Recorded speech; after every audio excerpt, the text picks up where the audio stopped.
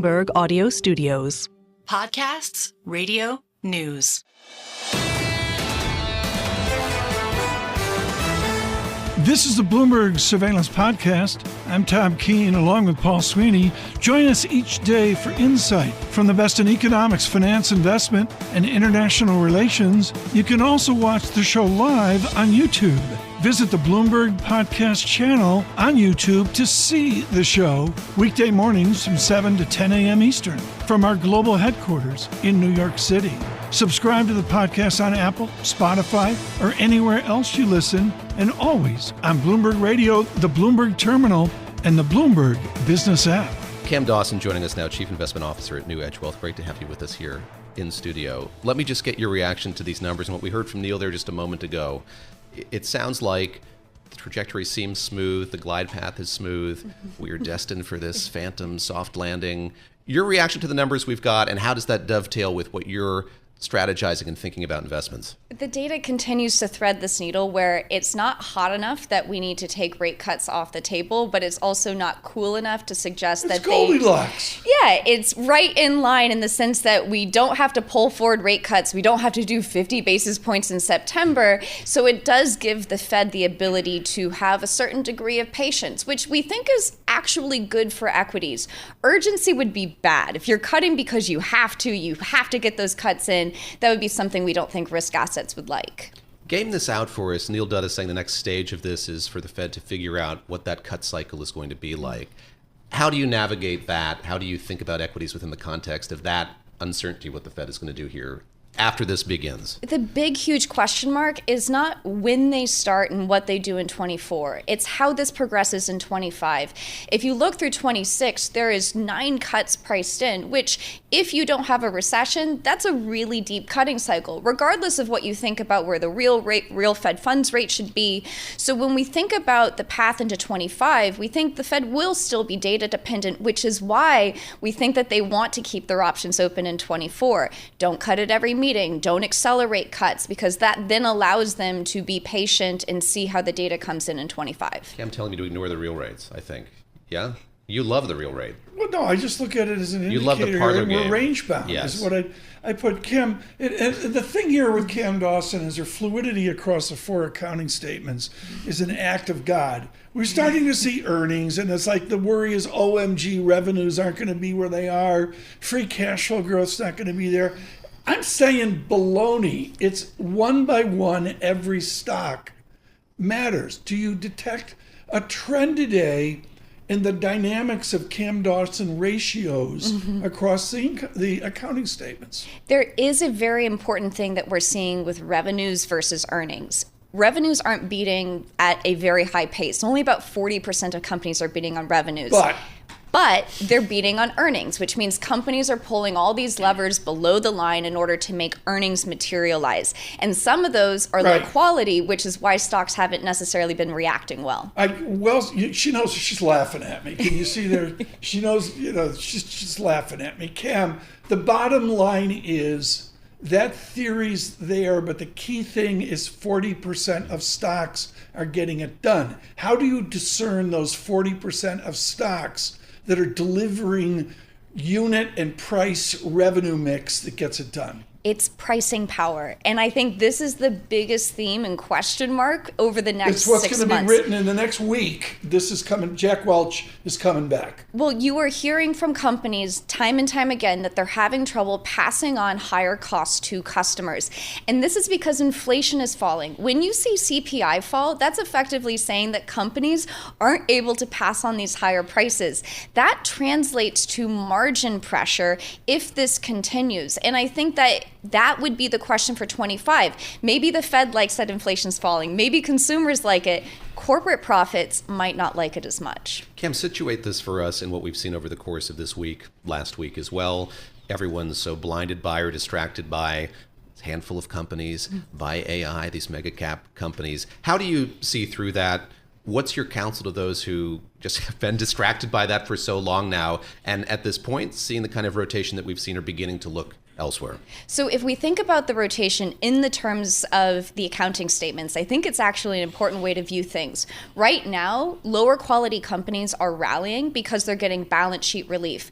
What you're seeing is that interest rates are falling and people are hoping that interest expense for those small caps, mostly those that are unprofitable, will be easier. The thing that is the question mark is if you continue to see this deceleration in growth, do you get income statement pressure? So balance sheet relief is one thing, but does it come with income statement pressure? Which is why we think you can buy left behind areas like small caps, like international, like value, but you have to focus on the high quality portions of that market. Don't chase junk, because junk will reverse if you start to see softer growth. Is big tech junk? No. Big tech isn't junk, but just because it's not junk doesn't mean it necessarily was properly priced. If you look at the valuations of the overall tech index, it was trading higher than it was in 2021, at the peak in 21. So we do see valuation as a risk, as a thing that could be reset, but that can be reset in the context of a broader medium-term uptrend. These areas are still in uptrends, which we think need to be respected. At a point, if you start to see earnings weakness, that's when we'll change our mind and say you should trim back on risk in some of these areas. The key thing here on a Friday, or everybody's going to cash to keep up with me, the bottom line is you're still in a bull market mode. Can anyone keep up with you? No, I'm trying to make the first. Folks, I'm looking at an odd lot in Apple. I'm thinking like 32 shares Monday morning. But the answer is we're in a bull market. Get over it. It is a market that has been absolutely demanding that you respect the trend. And we still aren't oversold yet. I think that is important to note. We've had this volatility, but we're still in an uptrend, which I think should be respected until that changes. Okay, the highlight of the week. Now. We did Led Zeppelin. Okay, Liz Ann Saunders is doing Led Zeppelin. Somebody else is doing Led Zeppelin. Carl up in New Hampshire emails in. He's doing Led Zeppelin. Madison Square Gardens, 1973. Kim Dawson, what are you listening to this weekend? Led Zeppelin. Wow, everyone is. How'd you know that? I just know it. He's got his finger on the pulse, the zeitgeist. Her finger on the pulse. Her flag told you. Kim wants some Led Zeppelin love. Kim Dawson, thank you so much. Great to see you. With NewEdge. Really, really appreciate it.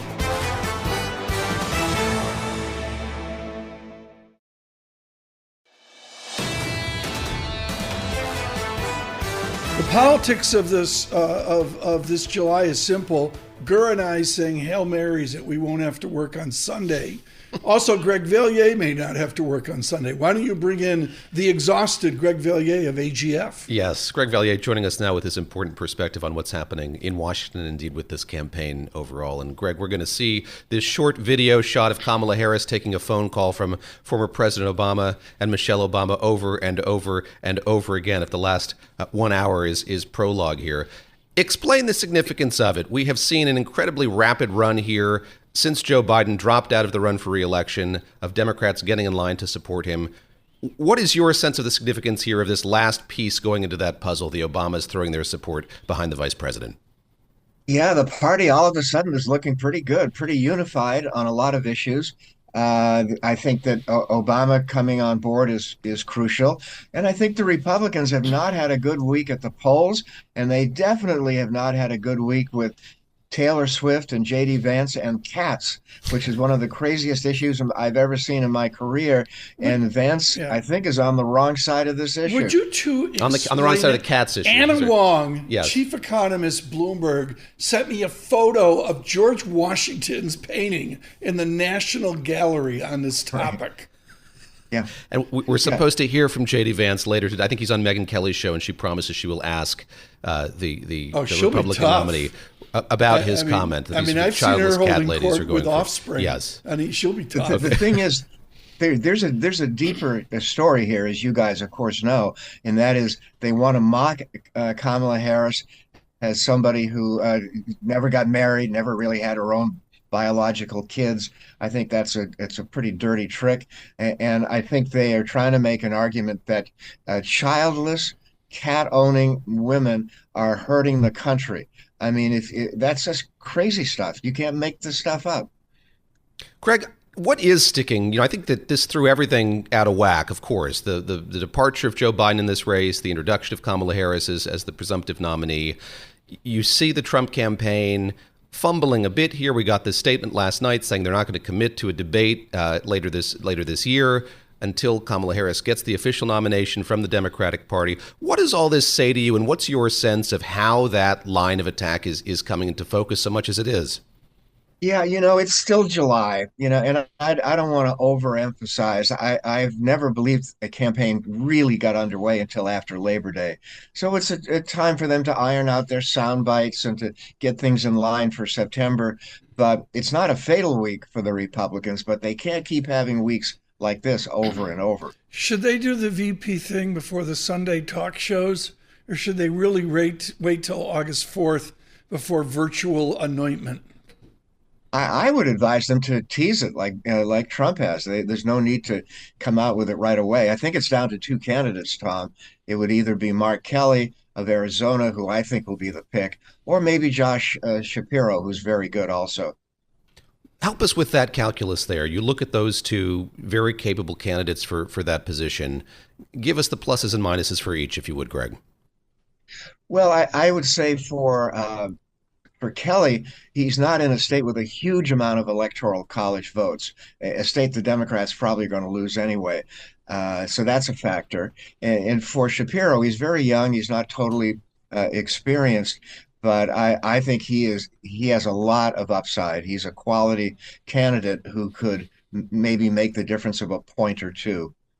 Greg, I want to get your observations of how these last few days have gone. I think what's really fascinating to me is, Joe Biden has a very close inner circle, but he had a pretty sprawling campaign apparatus. And really, in a matter of hours, they took out the candidate and put a new one in. And it seems like that mechanism is working pretty seamlessly with that new candidate. That's a surprise to me. I wonder if it is to you. And I'd love your counsel to the campaign of what they need to continue to do to keep it running efficiently and well. It's a good question, David, and it is a bit of a surprise. I do think there'll be more legal action, with the Republicans saying that the Democrats didn't have the right to transfer all of this money. There's talk of trying to impeach Kamala Harris. I mean, that's not going to happen. But the one thing that stands out for me is that the Republicans still really don't have an angle to attack her on. I don't think they're quite sure yet where their strongest point is, right. And they got to get that decided pretty soon. Are they having meetings now in Mar-a-Lago, wherever? Are they having meetings in weeks where they say, we've got to move to the middle, where they do a Reagan? Or is that just not part of the vocabulary? I don't think it's part of the vocabulary, Tom. I think this is a group that is going to move to the right, just as the Democrats eventually probably will move to the left. But I don't see any sign in the Republican Party that they're going to try to win over, for example, Nikki Haley voters. I think that's a big mistake. Wow, Greg Valliere, thank you so much. Eventful. I hope we do not talk to you Sunday afternoon or evening. Mr. Valliere with AGF, it's a must-read morning note. And now an important conversation. I want to drive the conversation forward, which you can always do with Gene Munster, Deepwater Asset Management. One of the high points of the summer was a lengthy Nathan Hager conversation with Dan Ives and Gene Munster that was, to be kind, informative. Gene Munster, Brent Bracelin over at Piper Sandler, your old watch, has an overweight on Microsoft. Loop has a strong effort there as well over, where you were years ago. You're now at Deepwater, and I don't think you're doing buy, hold, sell, but everybody else is saying if you're going to do AI, Microsoft is a conservative play. Are they?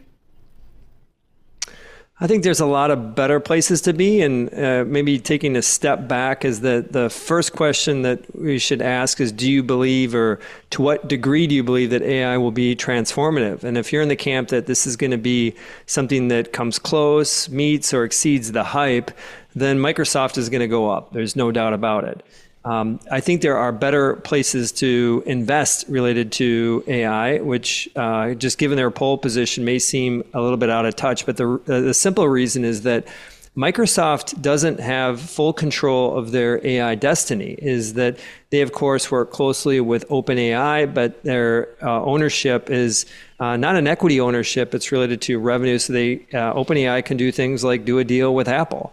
And ultimately, Microsoft has worked more, is building more of these small language models to try to diversify. And so I think that they will clearly benefit, but we think that the best positioned company, despite the news yesterday around Search GPT, is Google. And just to put that into the contrast to Microsoft, is Google, they own their foundation large language model, they have advanced silicon, and they have distribution of 6 products that have 1 billion or more daily active users. And those are 3 things that Microsoft can only claim 2 of.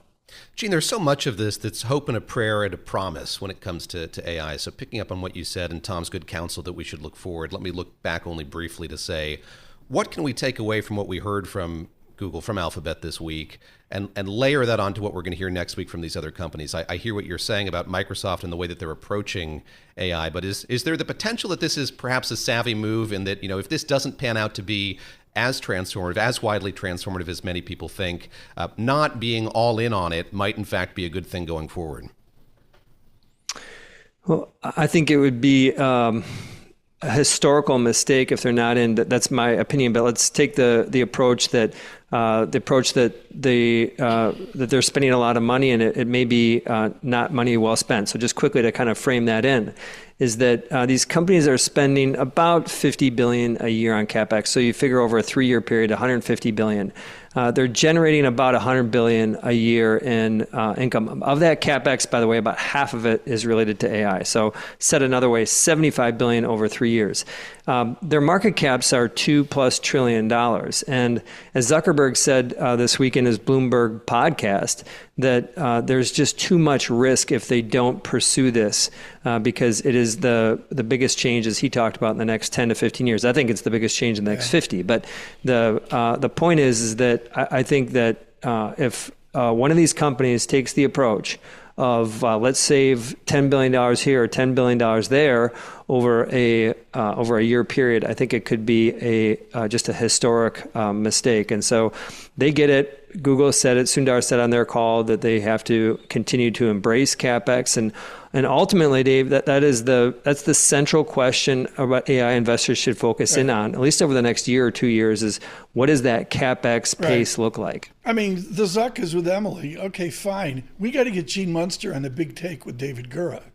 I mean, I'd love it. I think we can't shoot it as beautifully as Emily shot that interview with Zuckerberg. No, we can't. But that's great. Valhalla. But Gene Munster, tell me about Apple. I guess they're doing Apple Intelligence. It's not really AI. It's pretend AI. Forget about it. Everybody in this room are going to have to buy 6, 7, 8 iPhones come September, October. Are we all sleeping into September when Apple stuns us? I think the stun is going to be over the next year. And ultimately is that these features, well, they've been around for a year plus, is that the fact that Apple is going to make them just work so seamlessly together, I think is going to expose what I estimate 20% of the world to these AI tools many times a day. It could be 10, 20, hundreds of times a day. And that is going to create a powerful upgrade cycle. The next 3 years for Apple is going to be clear sailing. And I use those words with caution because you always want to have your guard open. But I think that this upgrade cycle, like you said, is going to be breathtaking. So I think that this is, I own Apple on my personal account. I think it's going to continue to do well. What's your sum of the parts on Apple? Come on. So old days, I think Piper that they Jaffray, come on. Yeah, so I have to preface, it's not investment advice, but the way I think about it is that I think that they can earn $9 in about a year and a half. And I think a reasonable model is kind of a low 30s, 30 multiple. At the peak of the .com was 100 multiples across the board. I think low 30s is very reasonable and kind of gets to about a $315 stock.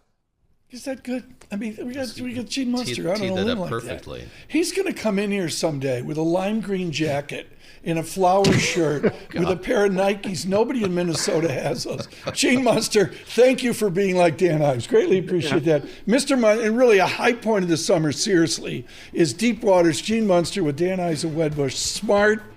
You agree or disagree, doesn't matter.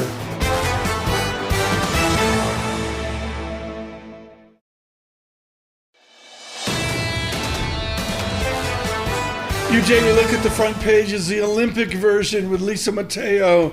Et maintenant, avec notre première page, Lisa Mateo. Yeah, what he said. That's right. Sacre We're bleu, yeah. talking about the Paris Olympics.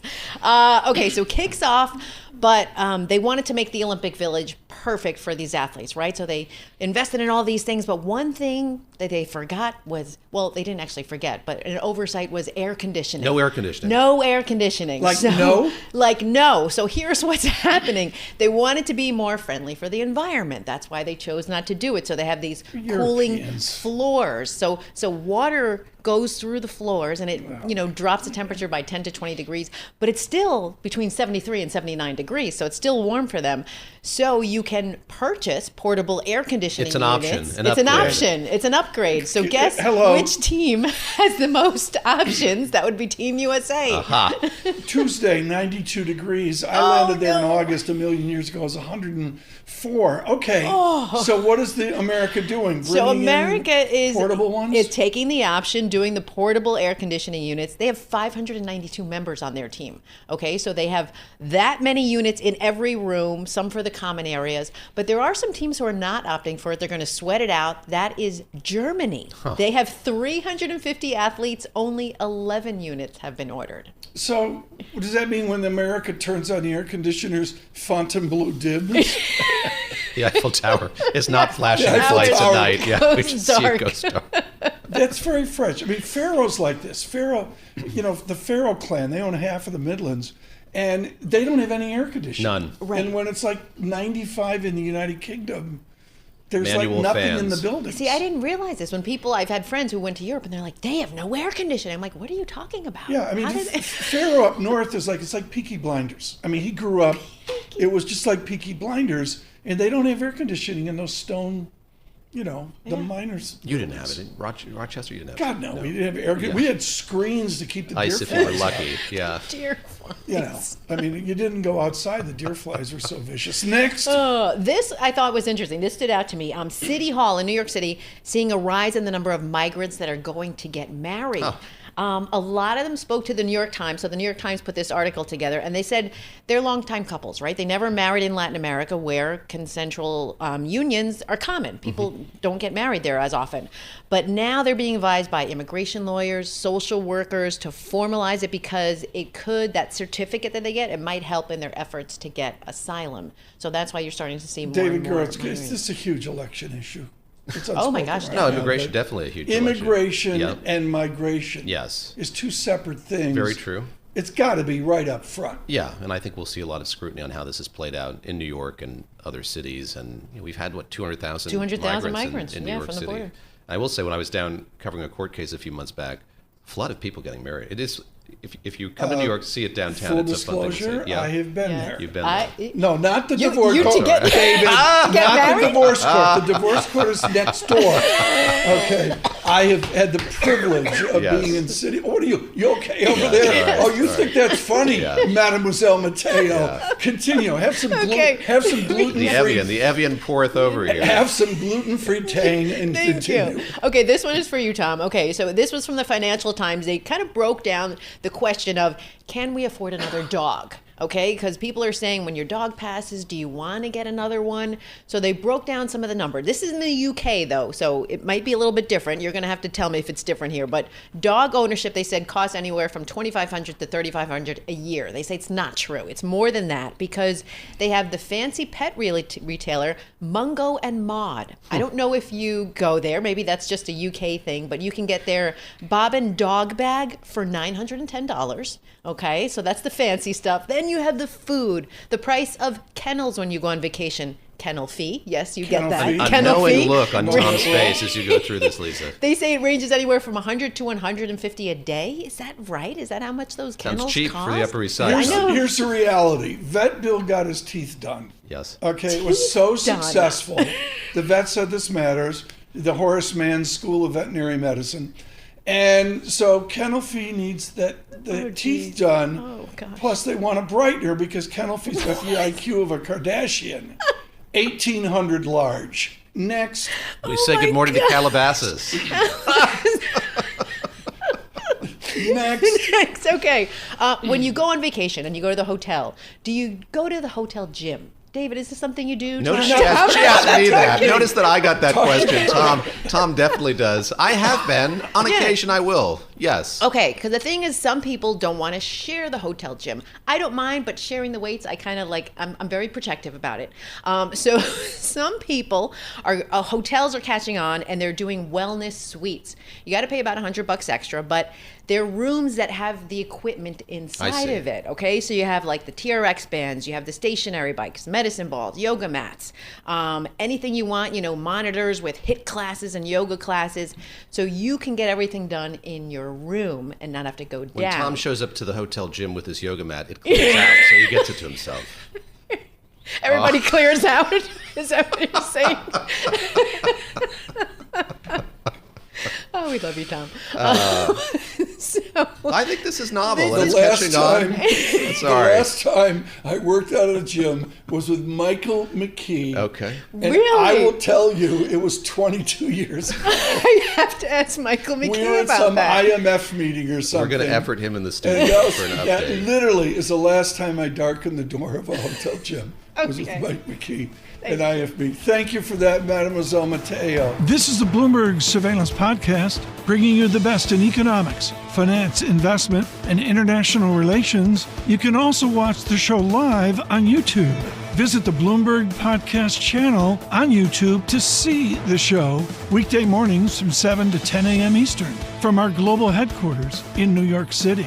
Subscribe to the podcast on Apple, Spotify, or anywhere else you listen, and always on Bloomberg Radio, the Bloomberg Terminal, and the Bloomberg Business app.